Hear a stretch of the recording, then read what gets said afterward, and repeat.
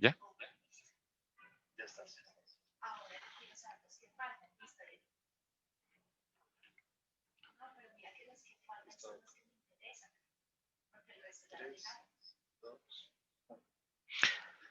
Muy buenos días, soy Dian Lermen, profesor de la Universidad Externado de Colombia y secretario de Derechos Humanos de la Unión Latinoamericana de Ciegos.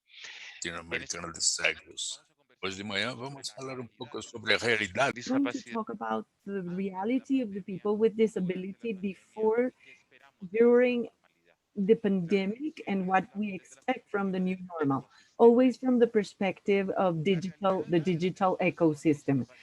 The reality of people with disability around the world, with a great majority of disabled people, is confinement and isolation. What the pandemic taught us as species, to most human beings, is that disabled people had already been suffering this. There is a number of people in refugees camps, in these demonstrations of migrants, which cover long distances and which go to different countries seeking for security, freedom, job opportunities, education. You see there, as part of the groups, disabled people, and they're in the refugees camps. There is still a trend around the world to institutionalize some people who are disabled, to put them in rehabilitation centers or special education centers. And of course, we also need to indicate that there are families which leave in their home, in their homes, which leave disabled people at home. And that's a reality. It's the reality of total isolation. We have an international set of regulations, which is very rich and interesting for many decades now. In the first reports and analysis of disabled people and the reality they experience and the conditions they live in, come from the middle of the 20th century. And that led to a legal transformation for these people who were disabled. The first debates were around education, integrity, the integration, language, and rehabilitation, and jobs, which is also a language of the 20th century. What changes have we seen? Well, first of all, we have a convention of the United Nations which assumes a new perspective vis-a-vis disabilities and people who are disabled, because they ask us to talk in terms of rights, citizens, and legal capacity. That's the major transformation. Here, the person who has disability is seen now in a different way. And what does the convention indicate? Well, what is disability in the language of the 21st century, which is the language of knowledge? We talk about interacting, we talk about dynamic relations. So that disability is the result of a person interacting, a person with deficiency interacting, and the barriers which prevent them from participating. So we here need to talk about different types of barriers, where one of them is copyrights, but that's just one barrier. These United Nations Convention, it clearly indicates two articles, number 9 and number 21. Number 9 is accessibility, the rights of disabled people, access to physical infrastructure and access to digital ecosystem. This expression, access to digital ecosystem, is my expression. The text of the convention talks about access to information and things, and Article 20, Espaço de liberdade de space of freedom of expression, freedom of opinion, and we already have the international legal framework ratified by a large number of countries around the world. Additionally, in the different international reports of the rapporteurs, as far as freedom of information, freedom of thinking, both at the United Nations and the OAS and some other multilateral institutions or entities, there are expressions which aim at guaranteeing right the right to information for these disabled people and access to internet as well as access to internet. So this legal framework translates into some technological developments. There are uh, cooperative groups who have seek to find guarantees to have access to communications for these disabled people in different countries. The market as market, what has it done? I mean, the industry has assumed the topic of sensibility and access. And as an industry, we have several products in the market. And developers of software also have a series of products and research work and developments. But when you talk about access to information, communications, and knowledge of disabled people, you need to understand that you're talking about a dynamic process, that you're talking about interactions.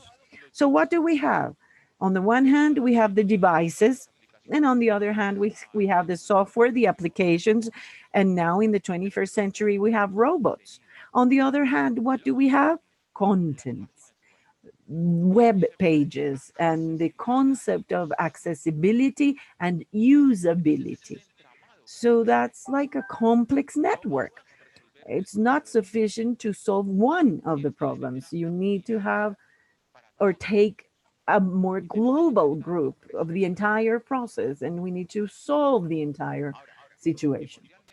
Now, the information in the 20th century was mainly contained in texts and books, printed work. That's where it was. Therefore, major conversations in the 20th century had to do with copyrights because they needed to guarantee these blind people the access to that text that they cannot see. So, from this conversation, they excluded other types of disabled people, for example, the deaf or people with intellectual or cognitive disabilities. As far as limitations and exceptions, progress was made in favor of people who were blind or with low vision. And there are different moments during the 20th century where the different countries set up this legislation. And this goes in parallel with the industry of the production of books in Braille. We cannot forget that Braille, this language, is fundamental and essential still in the 21st century for the education of blind people, blind children, and some deaf and blind people, users of Braille. So it continues to be fundamental and is and essential. No one has replaced this language yet. That industry, editing or publishing uh, industries, in some areas of the world, the reading material for these type of blind people were transcribed manually, hand by hand, one by one. And this reality continues to be the reality of many blind people in the 21st century because as I was indicating, before the pandemic, we were confined and we were isolated. So what happens with the digital ecosystem and access to information, access to internet? What happens with this? What does the World Bank tell us? For example, in Latin America, only half of the inhabitants have access to internet. What does CEPAL tell us vis-a-vis Latin America? That uh, the 100% of the vulnerable population, not the total population of Latin America, but vulnerable population, of that 100%, only 30% has access to a digital device or to internet. And within this vulnerable population, you find the disabled people. So, what's the difference between the confinement of disabled people and confinement of the rest of the human beings? Well, all of the rest of the human beings have to experience the tragedy of confinement, you need to leave your school, leave the company, leave your job, and go home. And you go home. But at home, you have a computer, you have internet, you have connectivity, you have access to software, you have access to content. Disabled people, most of them, or in the majority of cases, they don't have this access. That's the big difference. So, the reality of many disabled people before the pandemic and during the pandemic didn't change. And there's another phenomenon. For example, in education in Latin America, of every 10 children who are disabled, only three had access to school. Only three. Those boys and girls who were disabled, para sua casa. Deixam con sus compañeros de clase, dejan el interactuar con el classmates, they stop interacting with the teacher and they go back home to experience what reality? Well, disconnection. They are disconnected. They have no internet, no devices, and no accessible content. Pandemic with disabled students turned them back to the decade of the 20th century. They take them back 30 years. So pandemic generates serious problems in people with disabilities.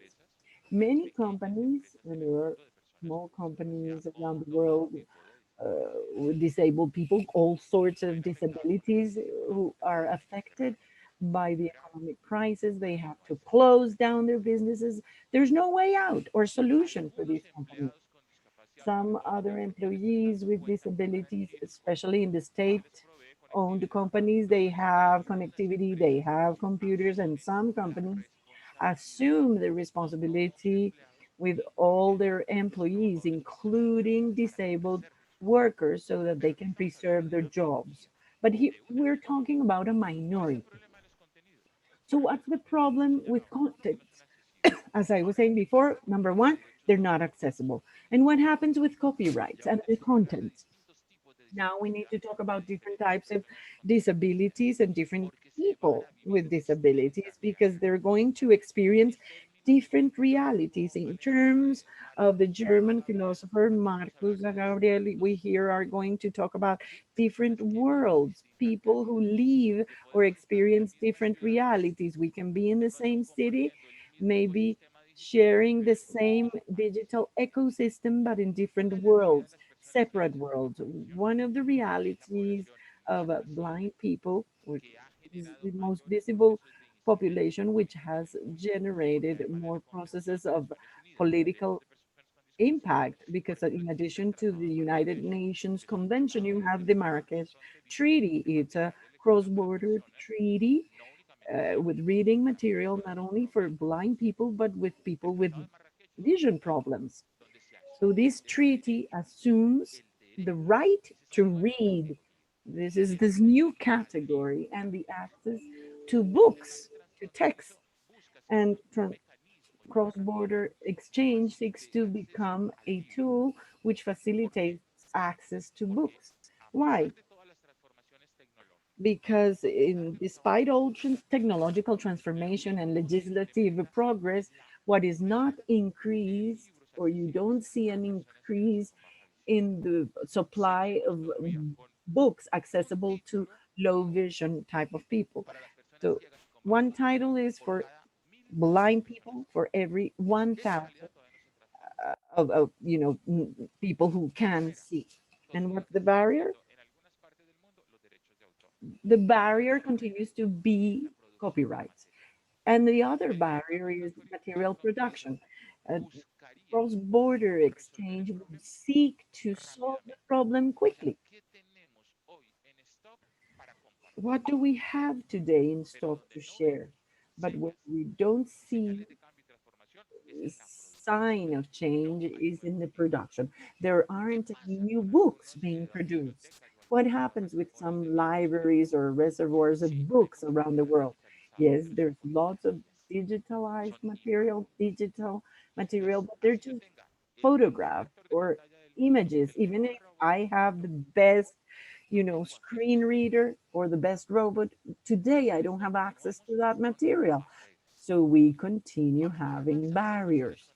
Now, what happens with people with intellectual disability or cognitive disability?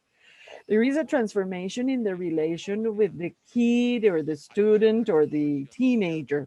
There's a new dynamic relation which invites to a real process of education and participation. This would lead us to have children, young people, students, and adults with disabilities.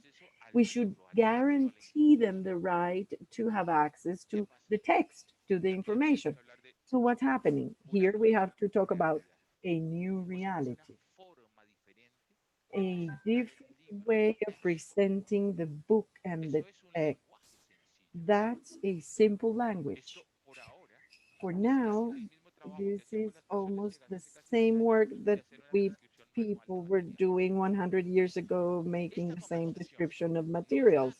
This conversation is not yet in terms of analyzing what happens with the copyrights and access to digital system. In a research work we carried out for Colombia, we found that when we were analyzing applications or content for people with intellectual disability or applications, you would find very little material. But whatever you would find in applications was applications to monitor people or to track it down, not to have access to information. Now, what happens with deaf people? The language of sign or sign language, they clearly talk about interpreting. When you talk about limitations and exceptions, you talk about translation. But this conversation vis-a-vis sign language is not there either. What has happened in some cases with some material that is